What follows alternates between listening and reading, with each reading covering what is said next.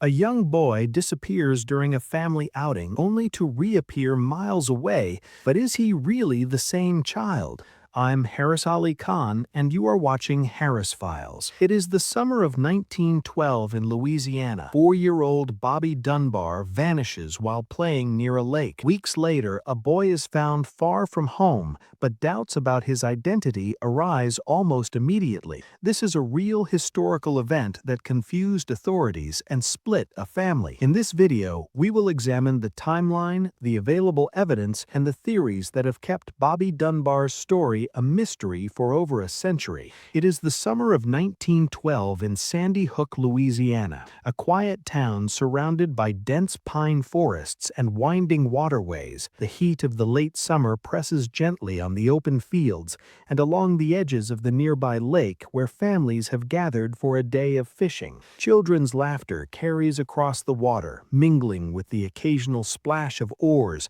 and the soft rustle of leaves in the warm breeze. The scent of pine and wet earth hangs in the air, grounding the scene in the natural rhythms of rural life. Among them is 4-year-old Bobby Dunbar. He moves quickly along the shoreline, curious and full of energy, occasionally darting into the water or picking up sticks and stones to toss. His family calls out to him, and he responds with shouts and laughter. Everything seemed ordinary, a simple summer day filled with the small pleasures of childhood.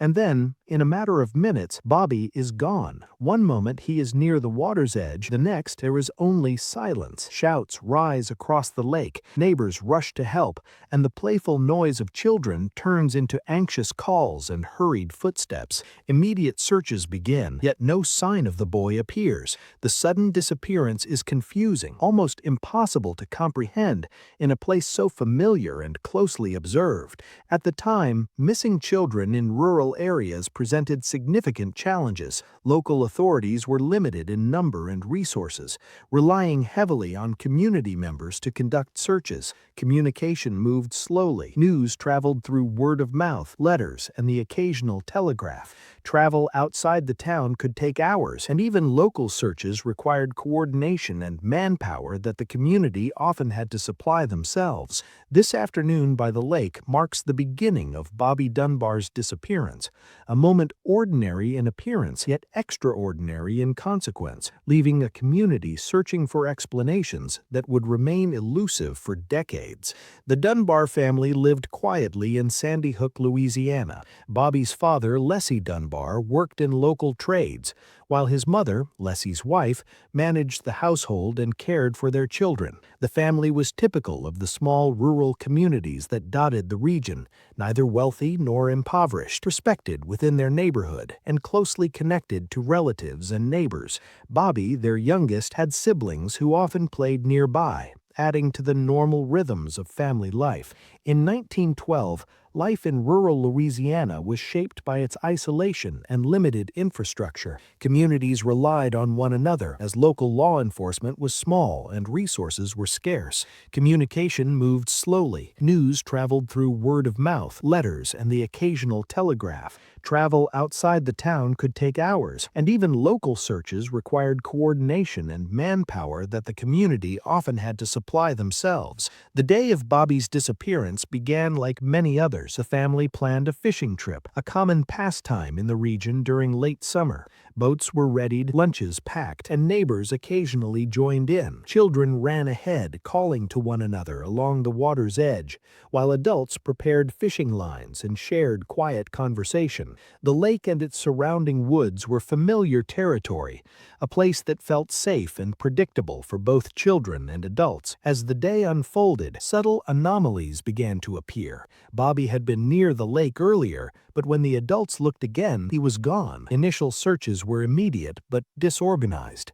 Neighbors and relatives combed the banks and nearby woods, calling his name repeatedly. Witnesses offered conflicting accounts. Some remembered seeing him near the boats, others thought he had wandered along a trail or chased after a frog. Each recollection added more uncertainty, and small contradictions emerged that would later challenge investigators. Eyewitness accounts in cases like this were often the primary source of information, yet they carried inherent limitations. Memories could be distorted by anxiety, assumptions, or simple confusion. Professional commentary from historians notes that townspeople often amplified minor details, and early media coverage tended to favor dramatic or sympathetic narratives, which could influence public perception.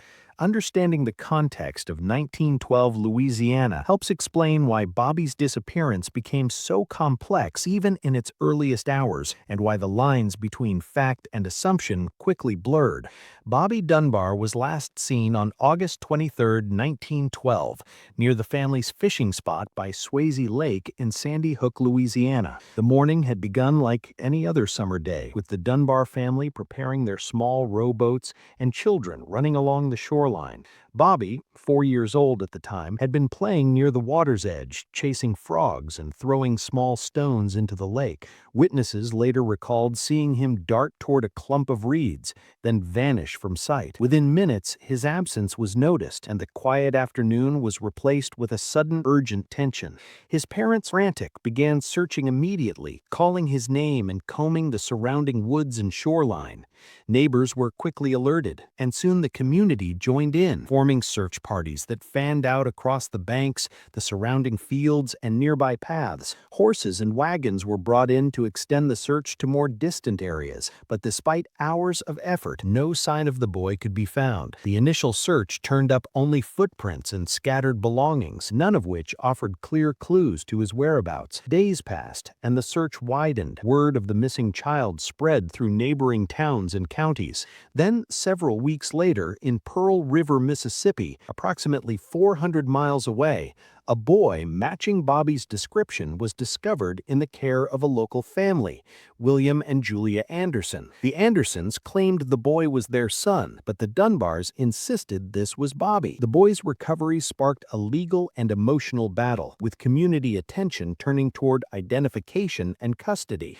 From the moment the boy was found, inconsistencies emerged. Physical differences were noted. Some family members said the boy's eyes and facial features did not match Bobby's, while others insisted they saw familiar traits. Witness statements conflicted on clothing, behavior, and even minor scars. Photographs were taken, shared, and examined, but in an era without modern forensic tools, verification was largely subjective. Travel logistics added another puzzling element. The distance between Sandy Hook and Pearl River was considerable, and the boy's route remained uncertain. Even today, experts note how unusual the case remains. Contemporary investigative techniques rely heavily on DNA analysis and digital records, yet the 1912 investigation depended entirely on eyewitness accounts, photographic comparison, and court testimony.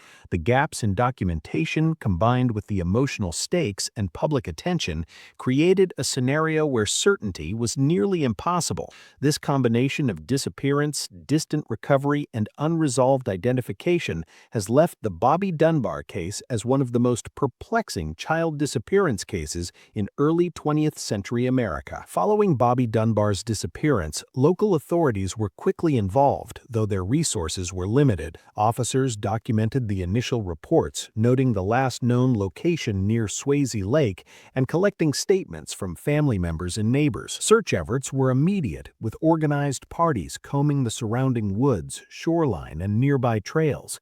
Despite the coordinated efforts, evidence was scarce. No clear tracks, no signs of a struggle, only scattered belongings and conflicting witness recollections. The case quickly became a priority for the community, but official documentation was uneven, reflecting the limitations of early 20th century rural policing.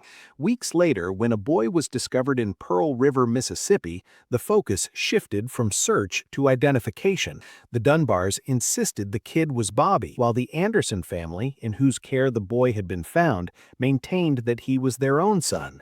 This disagreement escalated into a legal battle, drawing attention from local courts and the press. Court records from the period show detailed accounts of interviews and depositions, though many details were contradictory or unclear. Investigators faced several challenges. Eyewitness accounts were often inconsistent, with different individuals recalling varying details about the boy's appearance and behavior. Photographic evidence existed, but was rudimentary, providing only limited assistance in confirming identity. There were gaps in the official reports, leaving many questions unresolved and complicating the legal process. The distance between the two locations, combined with limited transportation and communication options, added further difficulty to verifying the boy's identity.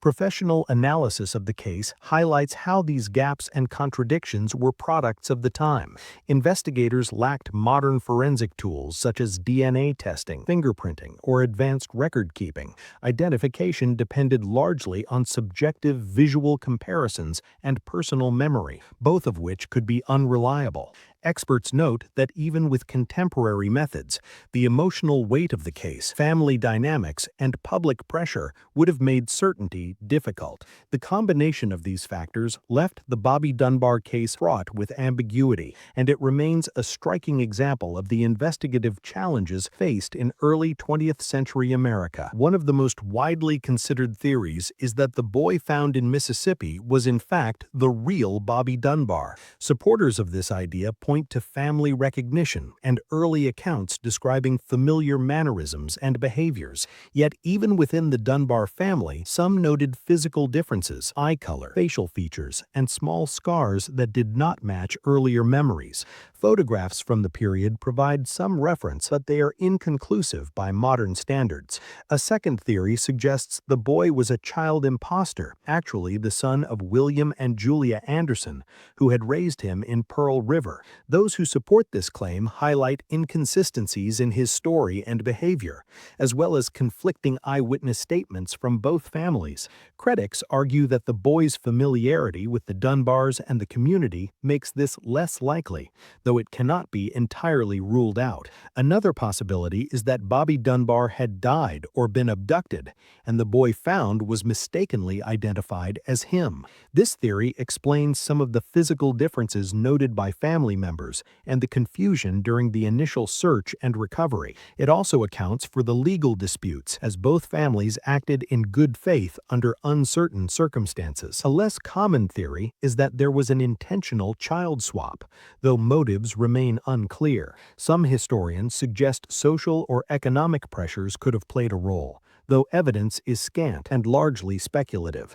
Experts continue to weigh these possibilities. Historians and genealogists note that court records, photographs, and recollections provide clues but leave room for doubt. Forensic specialists point to the limitations of early 20th century investigative methods. Later DNA testing, conducted decades after the events, confirmed that the boy raised by the Dunbars was not Bobby Dunbar, supporting the imposter theory. Yet many questions about the original disappearance remain. The story of Bobby Dunbar encompasses disappearance, discovery, investigation, and decades of uncertainty. A young boy vanished from a familiar lakefront only to reappear hundreds of miles away under circumstances that immediately raised doubts. Legal battles, family disputes, and conflicting eyewitness accounts shaped public perception and left investigators with incomplete evidence. Over the years, theories ranged from mistaken identity to abduction, imposter claims, and even the possibility of intentional child swaps, yet none fully resolve the case. What remains unresolved is the true identity of the boy found and the fate of the original Bobby Dunbar if he was not the child returned to his parents. Questions about the reliability of early 20th century investigations, the influence of media attention, and the limits of documentation continue to complicate the story. Even later DNA testing, while clarifying some aspects, cannot answer all questions about what actually happened during those weeks in 1912. Professional commentary highlights broader implications for historical missing person cases. In an era before modern forensics, identity verification relied heavily on memory, photographs, and court testimony, leaving room for error and misinterpretation. Historians emphasize the challenges families and authorities faced and how public perception could influence outcomes. Ultimately, the Bobby Dunbar case remains an enduring mystery. It serves as a reminder of the limits of early investigative methods, the fragility of human memory, and the enduring power of uncertainty. More than a century later, the story invites reflection, leaving behind questions that may never be fully answered, and a cautionary tale about the complexities of identity, family, and truth.